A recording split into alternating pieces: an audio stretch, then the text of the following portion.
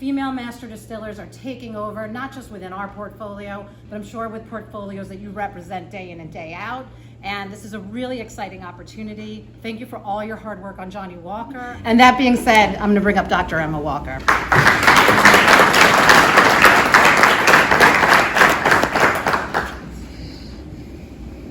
Bear with me, I do still have some notes with me, so just to cope with a little bit of jet lag to make sure I don't miss any key points.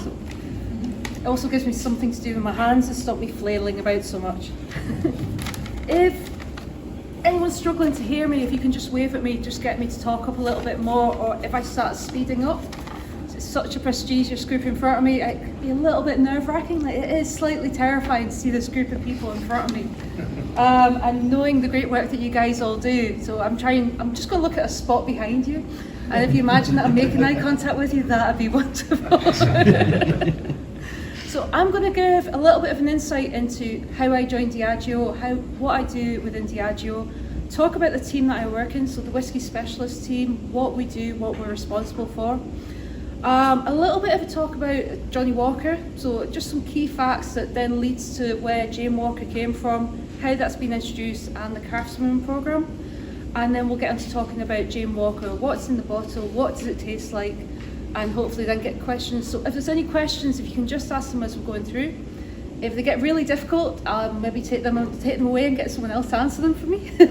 But I'll try and answer it as much as I can. But I will be talking from sort of my point of view, which is how we create the whiskies and how we think about flavour. But I will try my hardest with any other questions. As I say, anything that I can't answer right now, I'll make sure that we get someone to answer in the best way with more detail that you guys need. So, as I was kindly introduced, Dr. Emma Walker. My background's in chemistry, so I did my undergraduate degree at Edinburgh University and then Sheffield University to a PhD in organic chemistry. I was then working as a process chemist for GlaxoSmithKline, so I was actually working on producing inhaled steroids for asthma, based in Scotland, and saw a job with Diageo for a project scientist. I thought that sounds really interesting. Did a bit of research, went for the job, and got interviewed by Jim Beveridge, by Maureen Robinson, by Caroline Martin, by these great names from the whisky industry, and found out that there was a job that was a whisky project scientist. I didn't know that these jobs existed. If I'd known that, I would have put way more effort into my undergraduate degree and got there sooner. So thankfully, since that time, we actually put a lot of time and effort into, with the people within our department, talking about STEM, talking about science and technology, talking to schools in the local area, universities, about the careers that we have and how you can come in with engineering, with chemistry, with biology, and come to work in the drinks industry. We obviously do that in a very responsible way, but we're definitely making sure that we're getting people to think about that industry at an earlier age, and that is really helping with the perceived change in demographic within the company in these very specialist areas. So I joined in March 2008, which again I think is very interesting, because if you think about 12 years after that, we are at the time we are now, so March 2020. So spirit that was being distilled at that point when I started, we're only just starting to use that to make Johnnie Walker Black Label. And that actually, we'll get back to that in a moment when we talk about the team. But I spent 4 years working within the Whiskey Specialist team, so learning as much as I could from Jim, from Maureen, from Caroline, from the other people in the team, understanding flavour, so getting to understand where we get the flavours in Scotch whisky from, so learning more about fermentation, about the distillation process, why we've got 29 different individual working distilleries just now, and they all create their own individual character. So understanding how that's done, just from slight differences in the length of a fermentation run to how we run the stills, the shape of the stills, getting to understand all of that. Then understanding the impact that we get on flavour from maturation. So the simple choices you make, do you use American oak, European oak? Do you have a cask that gives you a gentle maturation or more active, an ex-bourbon cask? What the flavours are like, and then how you bring them together, how you create a whisky from these different individual components. I then was lucky enough to get the opportunity to go and work in production. So I moved out to Leven, which is one of our big packaging sites, but also has warehousing and blending on site there as well. So I worked in improvement projects, understanding how we can make things work better so we get the best value out of all the whisky that we create. I then looked after the quality lab at Cameron Bridge Distillery, so it's our biggest distillery. It makes a lighter style whiskey that we use for Hague Clubman, but it's also a key component of our different Johnnie Walker blends. Our team knows every single drop of distillate that comes out of Cameron Bridge Distillery, making sure it's the right quality, and are also responsible for the quality of the raw materials that gets used to make each and every drop of that distillery. That was amazing. It was a really big challenge because I went from being just a very quiet chemistry geek that liked to hide in the lab to then managing a team of 17 people across 2 sites with a vast decades of experience and knowledge. But I tried to learn as much from them as I could that helped me understand more about whiskey making. I got the opportunity to then go and work in Speyside, so up in the north of Scotland, where I was managing Nakando Distillery. So it's just literally down the hill from Cardew. It's in the middle of Speyside. It's absolutely beautiful. You have the Spey River running alongside it. It's amazing. So I again got to take all the learning and knowledge that I got from working within the whiskey team and see it applied. Understand how you actually run a distillery, how small changes that are made can really have an impact on flavour, but also understanding the heritage, how the distilleries are run, so how that depends on the people that have worked there over the decades and the decisions they've made, and really getting to understand the pride and the joy that everyone that works at these places have, that they are so proud that they are making these amazing whiskies, and then they're coming together into great whiskies like Johnnie Walker. So after that time, that experience, I got to come back to the whiskey team, and I then spent a lot of my time looking after the Johnnie Walker Blue Label. So I held the hand of that for quite a number of years. We were essentially looking at looking at vattings of different flavour components that go into Blue Label. So where you have that lovely rich sherried fruit flavours that come in, I would look after vattings of that we would then use in different bottlings of Blue Label, so making sure we get that right care and consistency and flavour. We would also look after vattings of our rare and old whiskies, so our Portellans, our Glenurry Royals, our Brewers that we use in each and every bottle of Blue Label as well, so making sure that they were looked after in the best way.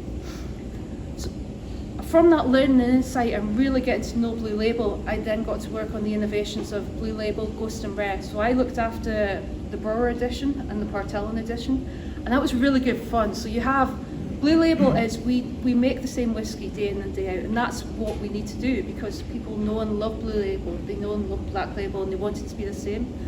So when we get to do a limited edition, it is great fun because you're taking a character, you're taking a whiskey that we love, and then you're getting to play with it. So we use Blue Label as the inspiration point for those, but with Brewer, we're really thinking about the sort of ripe fruit, the fresh fruit, the sort of delicate smoke and the sweetness.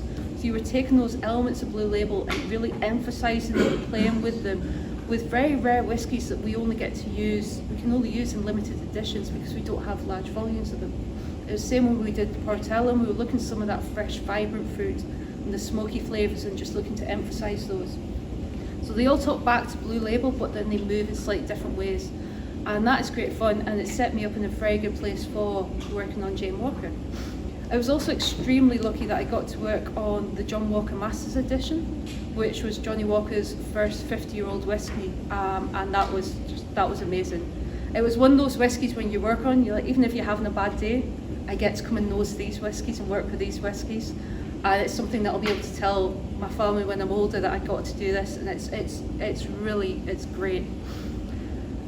So, I say I've a lot of experience, so I've been with the company for 12 years. During that time, most of my time has been spent with the Whiskey Specialist team. So the Whiskey Specialist team, we're a team of 12 blenders, and we're led by Jim Beveridge, OBE, who is a master blender for Johnnie Walker. He's just celebrating his 40 years of working within the industry.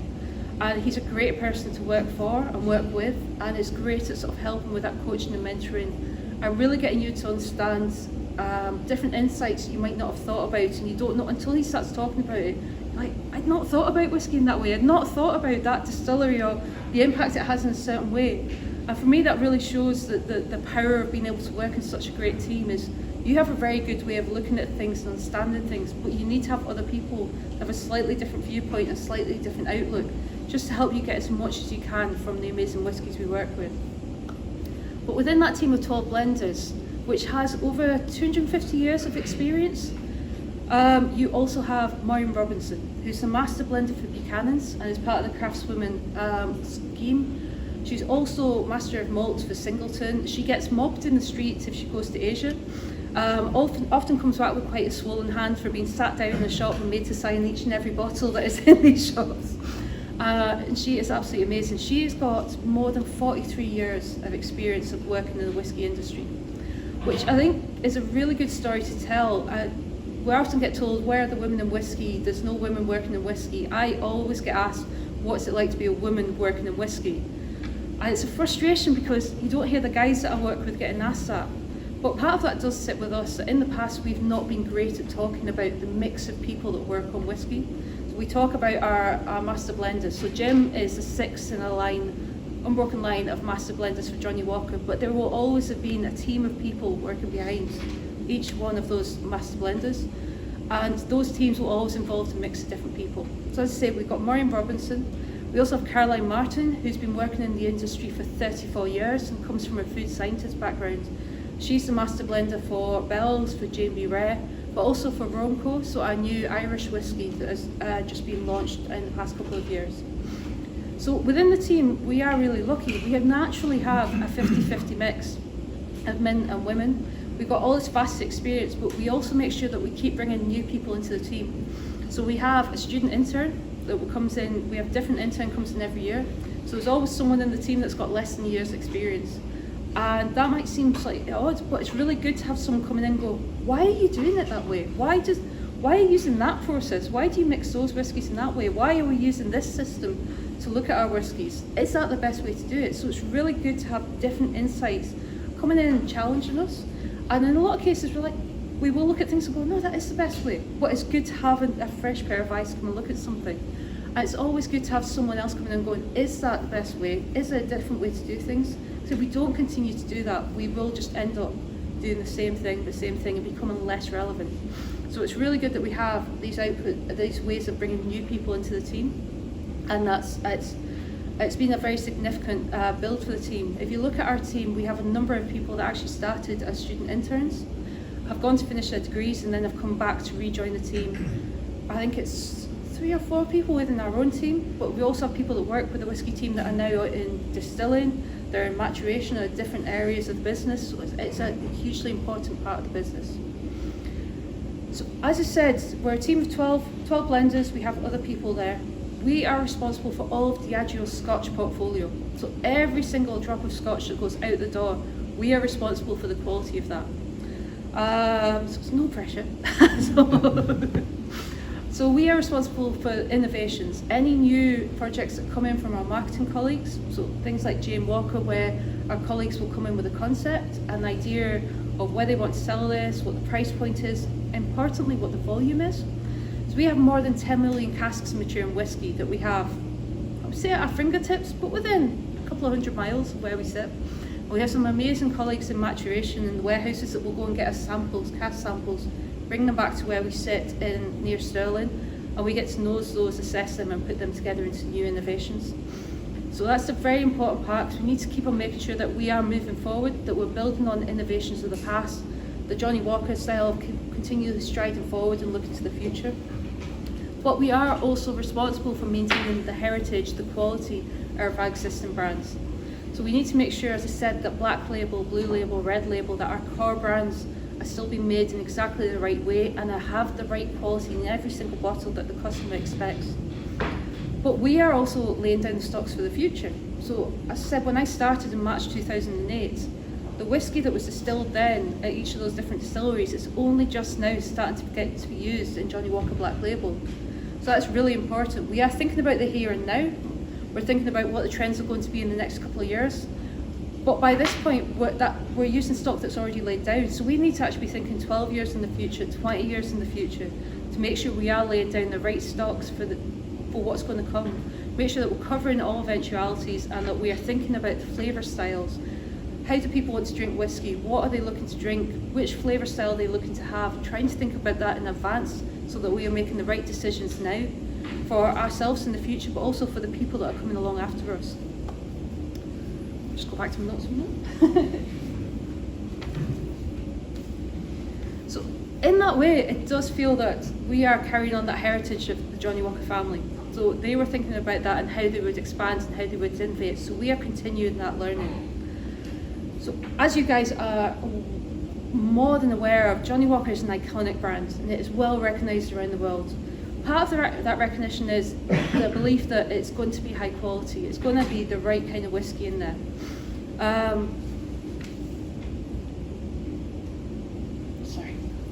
And again, as you guys know, John Walker set up his grocery shop in 1820, so from the sale of his dad's farm. And in that grocery shop, he was selling whiskey. Now the whiskey that he would have been selling then would have been really quite different to the whiskey you have in front of you. It would have been fierier, it would have been a bit harsher, as it might not have spent as much time in cask, it might not have even been in cask. It was very different rules that back then. But what he did was, he would got to use customers that were coming into the shop. And he would take these different whiskies that he traded in and he would mix them together. And he would mix them together for each customer that was in there, making the flavours that they wanted and creating great whiskies. And from that was a spark of inspiration that if you're doing that for one person here, we can do it for more people, we can make a little bit more money, we can keep growing this and expanding. And that has been part of that striding forward. From that, 10 years after John Walker died in 1857, Alexander delivered the first Old Highland whiskey that was a precursor for Black Label and Red Label. So it went from thinking about flavour to thinking about how do we get the right flavours to the right people and how do we expand that and think about more people. And that is when we are creating new whiskies, we are always thinking about flavour. So we work with amazing marketing colleagues. They might be thinking more about who's it going to be sold to, how's it going to be done. We are thinking about flavour. We're taking the marketing brief that they bring to us. We are translating that into, we want a certain style of whiskey, and we're already thinking about the inventory and going, right, where am I going to look at in that inventory of more than 10 million casks? What whiskies do I think I'm going to use for this that are going to match that brief? How am I going to bring them together? As Maureen always says, is you bring a load of casks in and you start to assess them, and you come up with an idea on paper of how you're going to bring those whiskies together. And sometimes you mix them together and it works amazingly well straight off. The whiskies all do what you expect them to do, and they come together in the right way. And then sometimes you bring them together and it's just weird. Nothing works together. It doesn't work in a constructive way as you expect it. They just all seem to clash. And that's when you start to tweak it and you start to work with it and bring out different flavour aspects to see how that all works. Even if you hit on a really good recipe to start with, you keep tinkering with it. Because you want to make sure it is the right recipe. Are you going to keep doing something better? Will you get somewhere better, or is it the right one at the start? I got asked last night of how long it took to create Johnnie Walker. I said it was about a year. So a year for you to be finished was like a year for me to be told that it had to go to production now. Because I would have kept tinkering with it, I would have kept playing with it and trying to find something else and try and find a little different nugget and a way to make it better. So it's the same with any balance between science and art. You're continually trying to make it better, but you need to think about when does it need to be somewhere, how's it going to get there, is it right for the people that you're sending it out to? Because as someone creates something, you will just keep on working at it until you end up in the loop. So creating whiskey is never just about the whiskey team or about myself or the whiskey team in isolation. We need to be doing that work with different people that we're working with. So the marketing colleagues, where they know exactly the marketplace they're going to sell it in, and they know exactly what you guys will be asking them about. This is what we need from a whiskey, this is what we think will work with our customers. So they're taking that on board and that's getting fed back to us in the brief. Whereas if we're in isolation, we'll just keep on working on something and end up making it exactly the whiskey we want it to be, which might not be the whiskey that's answering the question that we've been asked by our marketing colleagues. So it's good to have a check and a balance to stop you from just going into a loop, and it enables you to get on with other work that you have to do as well. A lot of what Johnnie Walker did, and the reason Walker is so iconic around the world, was they thought about, as you said, about innovation of whiskey, innovation of flavour. But they also thought about how do we get more people to actually drink our whiskey? How do we get in front of more and more people? So they first off started making the move from Scotland down to London. And then they also had the great idea of working with seas captains. So 100 years after Johnnie Walker was created, it was in 120 countries around the world. And that was partly because they came up with a great idea of sea captains. They go everywhere. We make them advocates, we make them ambassadors for Walker, and they take Walker with them around the world. And they also innovated on how they pack whiskey. So came up with the idea of putting the iconic square bottle. You get 12 securely in the box. They will be secure, they're going to be able to transfer it around the world, you're going to get less breakages, so you actually get more bottles in front of customers, in front of more people. If you have a slanted label, you can get more words in it, so you have more information that goes out to the customer as opposed to a nice straight one. So it's all these little ideas that you think, when you look at them, you're like, that's just the way it is. But these were huge innovations at the time. We've also always thought about, how do you actually get more people to see whiskey? Scotch might not be their drink of choice, but how do you get it in front of them and just get them to think about it in a different way? So there's always been great links in with the media and with culture. So if you look back, we've got great pictures where you have the Rat Pack with the bottles of whiskey, and always making sure you've got Walker there, we've got J&B Rare. Starting to see it being used as part of the James Bond culture. To Blade Runner with a recent iteration as well, which was an amazing whiskey that my colleague Craig Wilson worked on. To our latest challenges, which have been working, linking with HBO with Game of Thrones. And for us, that's been hugely exciting, because you've got a group of people potentially there that have no interest in Scotch whisky. It's not something that they would have thought about. And then you have these amazing bottles, like Song of Ice, Song of Fire, and White Walker, that is linked to something they have got a huge emotional connection with, like Game of Thrones, and they go, I'm going to try that. That's something that might be of interest to me. And then you try it, and it's such an accessible, lovely whiskey that they're like, right, maybe I might like whiskies, maybe I might like Scotch whiskey. And that is all done through, how do we make really good, approachable flavours that really talk to distillery character, talk to maturation, talk to the skills that we have within Scotch whisky making, but make it in such a way that we don't have those walls that are up there, these blocks that, Scotch is for old men, Scotch is for rich people, the Scotch must be drank in exactly this one way, you can only sit in front of a fire in the library drinking it. So being able to break down some of those barriers, it's been amazing seeing that. And I hold my hands up, when I was a student and working in a bar, I was terrible. I used to slate people for putting water in the whiskey, putting ice in the whiskey. And I could now kick myself, because I could have possibly damaged some people's relationship with Scotch in such a horrible way. But it's good for all of us to sort of learn and understand and develop with that. And as you get to understand more about whiskey, you try it. I was asked, how do I like my whiskey? And I like it in a number of different ways. Sometimes you want to drink it as just a dram, and you get to appreciate all the flavours. Like, there's nothing better than just sitting, having time with a Johnnie Walker Blue Label, and really getting to appreciate those waves of flavour coming through. Sometimes I like a bit of ice in there, because I like the change in texture where it'll become more viscous, you can really feel sort of mouth coating, but it changes as it warms up on your palate, and you get different vibrancy, different flavours coming through. The highball serve is just phenomenal. I think that's great. This has been amazing for me. I still have people in my family that don't drink whiskey, which is just not right. But the highball serve has been a great way to introduce more of them to whiskey. So it's taken away some of those blocks, some of those almost fears that some people have about whiskey, where they think it's too strong, they think it's going to burn, it's not the right flavour for them. So being able to play with the highball, and especially because it's something so simple that we can do at home, we can do it in any bar, you play with the different mixes that you have in there, the different fruits, things that are in there, you can really sculpt it to what someone's personal preference is.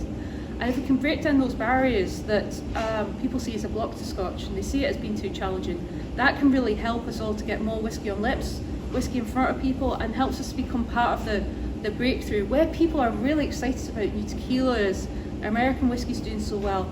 Scotch has got a lot in common with these flavours. I was lucky enough to work on Blender's Batch. I think in America it was the triple grain 10-year-old whiskey that we did. Other places we did red rye finish whiskey.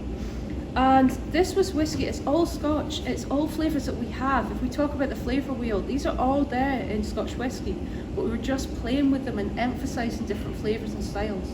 So we are able to do that. We need more input from you guys, from conversations you have with your customers, with consumers, so it's knowing what will work for them. And this is where it's good for you guys, where you have such good relationships with Johnnie Walker in the US. It's feeding that back in and saying, this is what will work, this is what our customers are looking for, because that helps us with the marketing briefs, and it helps us in developing the next whiskies and new innovations that are coming along to make sure that we are hitting the right marks. But what you see as being the trends for the future, how do we want to keep moving whiskey forward and keep it relevant? So on that note, talking about relevancy, we're talking about flavour. What we were talking about earlier was part of that visibility. So great introduction, we were talking about women in whiskey have become more visible. It's been a long journey. I would say they've always been there, but we're getting better at showcasing that. But that doesn't always get across to our customers, to the bar trade, to different people that are involved in the alcohol industry but are not working directly within whiskey. So the Craftswomen Initiative is great because it does get to showcase some amazing pioneering women that work across the industry. We're doing it in a way that's inclusive. It's also opening up conversations. So we had a panel conversation yesterday and we had great bartenders. So we had Kate, who was the USA, I'm forgetting the right title, she was the best cocktailian in the USA last year, through to world class, was absolutely amazing. She was able to talk about the sort of support networks. How do we get past the challenge of there not being as many women visible in bartending? And that's really important because you need a range of different people. We were talking about the whiskey team. We have a mix of different people in that team because we want different insights, we want different experiences, we want different viewpoints. I think that's important when we're talking about bartenders as well. You want people that have a mix of different experiences, that enjoy different foods, different flavour styles, so that we can bring that forward to our customers as well. If we just end up with a very narrow range of people that are working directly with the customers, then you end up with a very narrow range of offerings. So you want that to keep on expanding. And this is partly why this Craftswomen Initiative is amazing, because it does start to build that up. It's making that, if you see it, you can be it. So, as I said, has always been a lot of women working in whiskey. If you working in whiskey, working in different areas of the drinking industry, if you make it more visible, then people are more likely to think that that's a job, that's something they can go for in the future. I said that I didn't know such jobs existed. Ebony from Bullets also said the same thing. She did food science at university and didn't know that you could go from food science to working in a distillery to creating bourbon whiskey. So that has been an amazing insight. And you can see that we are changing that. Craftswomen helps change that idea and that focus so that we're bringing a greater range of people through from an earlier age. But part of it is you need to be able to show what is available, what's out there, so that we, again, are just opening up a range of people, a greater range of people, so we're getting greater inputs. And that means that we'll get much better whiskies and spirits coming through to you guys as well. Hi guys, how you doing? Welcome to tonight's Poison. We got the new Johnnie Walker here with Dr. Emma Walker, the master blender. What an honor to have you here. Please tell us about this new Johnnie Walker. So the new Johnnie Walker is a limited edition. It's a 10-year-old blended malt Scotch whisky. It's actually malted at 41.9%, so it's just the right balance to get the right mouthfeel that we were really looking for when we developed the concept of this. When I was asked to develop the Johnnie Walker, the inspiration point that we took was twofold. One was the pioneering women, celebrating pioneering women that have worked in history on Johnnie Walker and in Scotch whisky, but also the great women that I get to work with day to day as well. So from that, I really knew that I had to have Cardew in it. So we needed to have one of the key malts that had to be Cardew whisky. So talking to Helen Cummings and Elizabeth Cummings, who really helped develop into one of the powerhouses of Speyside whisky. They worked with Johnnie Walker and then became part of the Johnnie Walker family. But Helen made sure that it still stayed with the family. They run the distillery and they made sure that they had someone on the Walker board, which I think is amazing. Canny bit of business work there as well. When we were looking to develop it, so I knew Cardew was going to be at the heart. I also had another inspiration point, which was Johnnie Walker Black Label. So when we look at Johnnie Walker Black Label, we think about the four corners of Scotland. So we've got Cardew, Clynelish, Caligula and Glencanishy. We're thinking about fresh fruit, very vibrant ripe fruit, fresh green fruit, but also rich flavours in there, rich fruit, dried fruit. We're thinking about sweet toffee notes, vanilla, chocolate, and also lovely smoke that we get from Caligula. So what I wanted to do was take that as a starting point, but then look to hero in certain flavours in there. So we really wanted to think about the vibrancy, really lovely fresh fruits, green apples, red berries, but also the lovely sweet, soft vanilla and dark chocolate that we can get. And hopefully that you'll agree this is what we have in the bottle. Absolutely. Yeah, we got to try it earlier and it definitely blew my mind. It's a spectacular Johnnie Walker, very different than what's already out there. And stands on its own and worked really well in a cocktail, too, in a highball. Lovely, yeah. So I really worked, when you bring that together, you do get a lovely fresh vibrancy. There's a hint of pear drops, you get a lovely cereal nutty note that you get from the malts that we use in making the malt whisky. But it has a lovely fruits, there's a white peach develops and a bit of berries, and you also get that coming through in the palate. And then you just get a lovely sort of dark chocolate, sort of slightly coating finish, which is great. It works really well in the highball, especially with some peach bitters in there as well. Fantastic. Thank you so much for your time. Appreciate you coming out and talking to me. Thank you. Lovely. Cheers, guys.